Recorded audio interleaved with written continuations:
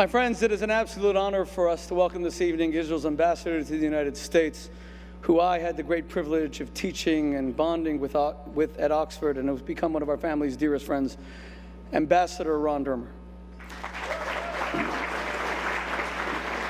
Ron will be joined by the foremost Jewish philanthropist in the world today, Mr. Sheldon Adelson.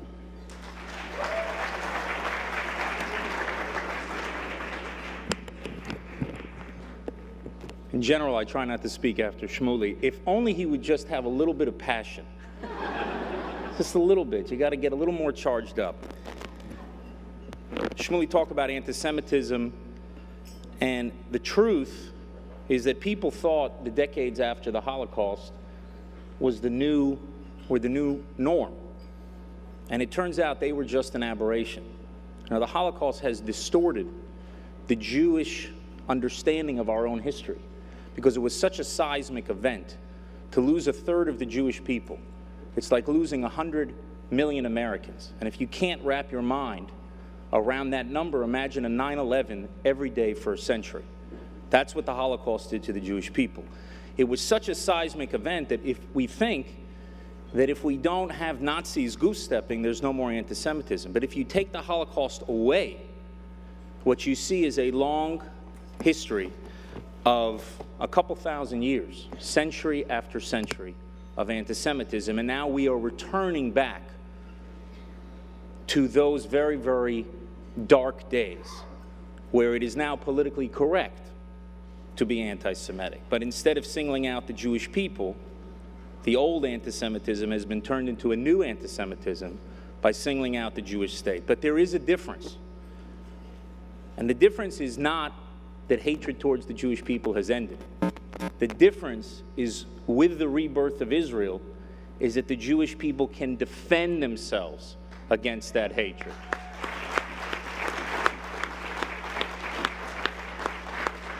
And we defend ourselves on the battlefield. Our very brave soldiers do that day after day. We also have an opportunity to defend ourselves and to speak up for the Jewish people. The greatest thing about being Israel's ambassador is that there is such a thing as an Israeli ambassador, that the Jewish people and the Jewish state have a voice. But I know that my voice is not the only voice, that there are other voices out there defending Israel, defending the Jewish people around the world.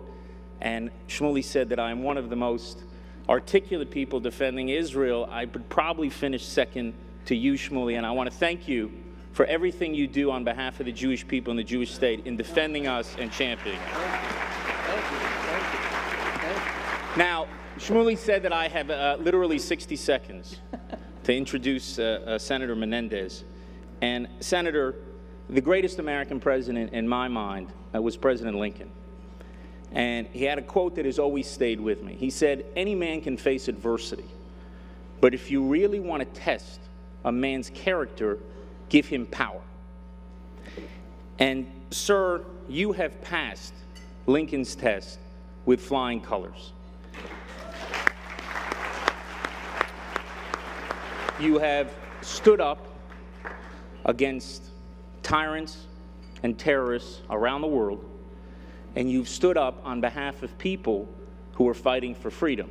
Now, I am not the representative of free peoples everywhere. I'm just the representative of one beleaguered democracy fighting for freedom and democracy in a very, very dark place on the planet. And I came here tonight especially to say one thing to you, Todah, to say thank you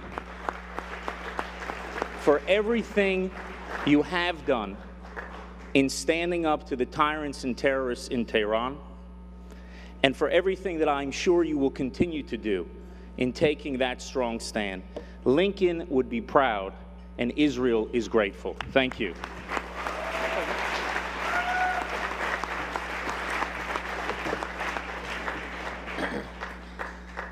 Thank you, Ron. Mr. Ambassador.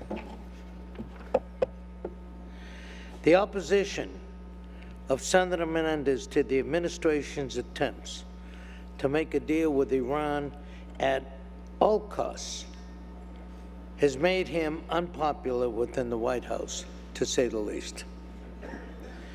The leadership and courage Senator Menendez has shown in preventing Iran from obtaining nuclear weapons, as well as his unwavering support for Israel, makes him a true hero, to whom all in the Jewish community owe a tremendous debt of gratitude. The resolve of Senator Menendez to hold tyrants accountable isn't limited to Iran. He's also consistently stood up for the human rights of the people of Cuba against the oppressive Castro regime. Tonight we honor him for his unyielding commitment to the freedom and security of people throughout the entire world. Please welcome Senator Bob Menendez.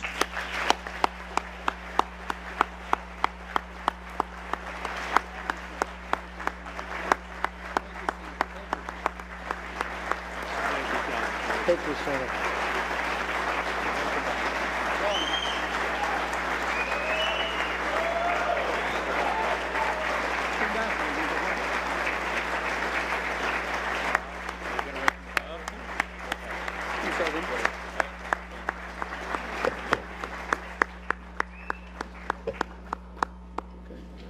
Thank you. Yes, thank you, Senator. Thank you. Okay. Okay.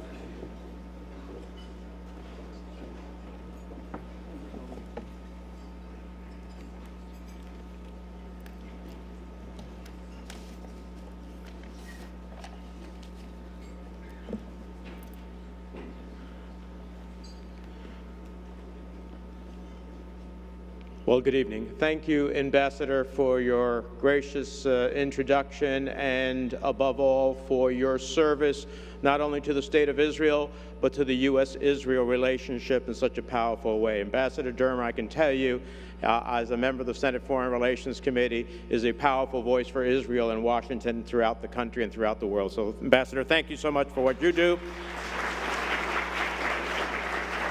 I want to thank Mr. Adelson for his gracious remarks as well. I truly appreciate it. I want to thank Rabbi Shmuley for the vital work that you and the World Values Network does each and every day. It's an honor to be in the company of so many champions of Israel, heroes and heroines whose lives and contribution are etched in the annals of history, icons who have always stood strong for Israel and the U.S.-Israel relationship. And all of the distinguished elected officials, my colleague in the Senate, Senator Cruz, ambassadors, artists, and champions of Jewish values here today. And a special note to all of the honorees, my congratulations to you as well. Thank you to the Adelsons, the Steinhardts, the Sterlings, and Nili Falek for hosting the event and for their incredible commitment to making certain that there is no light between the United States and Israel. Whenever I speak, including when I was the chairman of the Senate Foreign Relations Committee, whenever I speak about U.S. foreign policy anywhere in the world, I always like to have my audience understand how I decide what that foreign policy should be from my perspective. And it is the answer to two questions. What is in the national interests of the United States? And what is in the national security interests of the United States? And actually, there's a third. What is the moral thing to do in different parts of the world? And for me, those two questions have dictated my advocacy, my views, and my votes in the Congress for 23 years. And for those 23 years between the House and the Senate, I have said that it is in the national interest and security of the United States to have a strong, unwavering relationship with the State of Israel, the one true democracy in a sea of autocracy, a major security ally of the United States, and the one country most likely to be voting with us in common cause. And so for 23 years, I have been an advocate of aid to Israel, of ensuring its qualitative military edge could be preserved with all of the challenges it has, of being a huge supporter of Iron Dome, and thank God for Iron Dome and what Israel went through most recently. And above all, to prevent Iran from achieving nuclear weapon capability, which is why I worked with the present chairman of the Foreign Relations Committee, Bob Corker, to co-author the Iran Nuclear Agreement Review Act to give Congress a say and oversight over any potential agreement so that the Congress can pass judgment on it, not just the executive branch. The fact is that the sanctions relief that the administration is negotiating was crafted by me as one of the authors in Congress, and it was enacted by Congress, and it is Congress that should make a determination of whether it is appropriate in our national security interest to relieve any of those sanctions. As the author of those sanctions, I never envisioned the wholesale waiver of sanctions against Iran without congressional input and without congressional action. And I will oppose waiving sanctions unless Iran agrees to a deal that begins to dismantle its illicit nuclear infrastructure. The message to Tehran is that there is no sign-in bonus. Frankly, I have some serious questions about where we are headed in these negotiations, about the divergent understandings of the political framework agreement, about the pace of any sanctions relief. I'm concerned about the President's statement that greater sanction relief could come up front for Iran. I'm concerned about Iran's ability to retain research and development authorities and to advance research and development, because when you advance research and development, you made more sophisticated centrifuges, they spin faster, they enrich uranium at a quicker pace, and ultimately you have a smaller breakout time to a nuclear bomb. I'm concerned about the ability to snap back any sanctions that already exist if there is a violation of the agreement. From what I can see, what we see and envision is a committee process that will not guarantee the snapback will take place. I'm concerned that the International Atomic Energy's ability to obtain anytime, any place, anywhere, snap inspection, its capacity to meet those inspections. I'm deeply disturbed that the framework agreement does not speak to the long-established requirement that Iran must come completely clean on the question of weaponization dimensions of their nuclear program. And more than anything else, I'm concerned that what will happen when the critical elements of the proposed agreement expire after 10 years. That cannot mean and should not mean that Iran could be at the precipice of being a nuclear weapon state. That cannot be the ultimate result, and as long as I am in the United States Senate, I will work to ensure that it is not.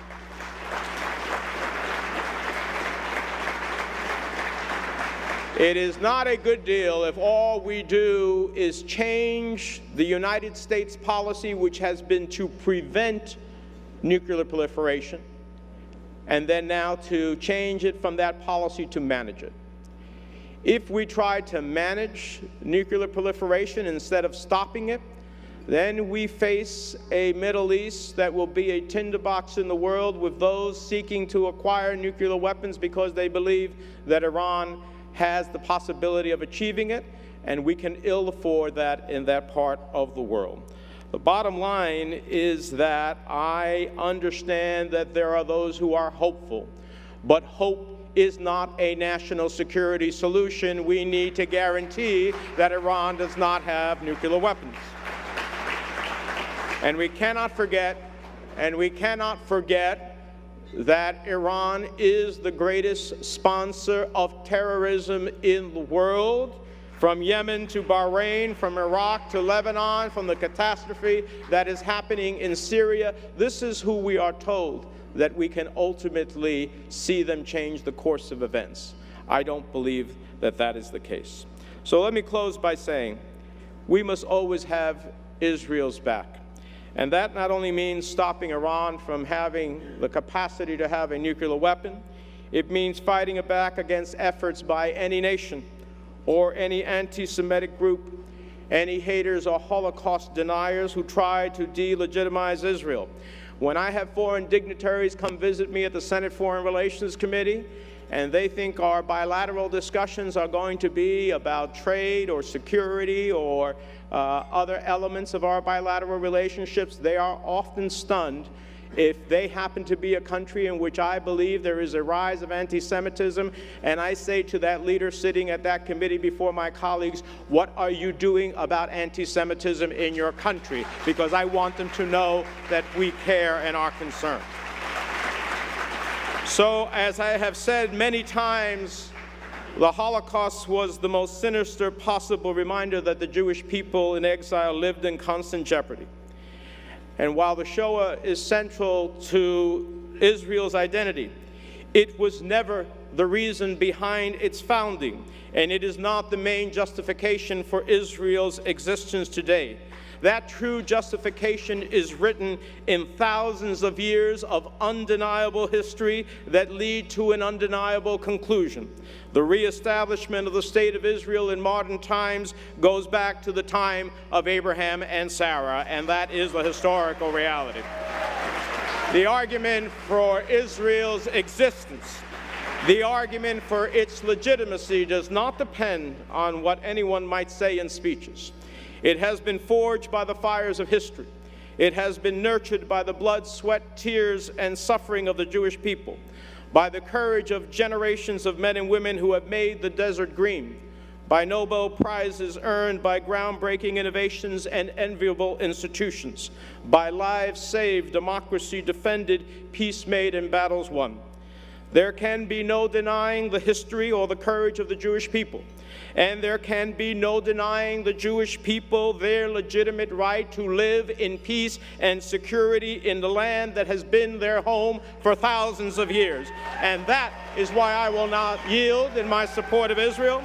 I will not yield to those who wish to break my resolve on stopping Iran's illicit nuclear program and on preserving the unshakable bond between Israel and the United States. I believe this is a moral imperative. So thank you for honoring me tonight, and you can be assured that I will continue to raise my voice in the United States Senate.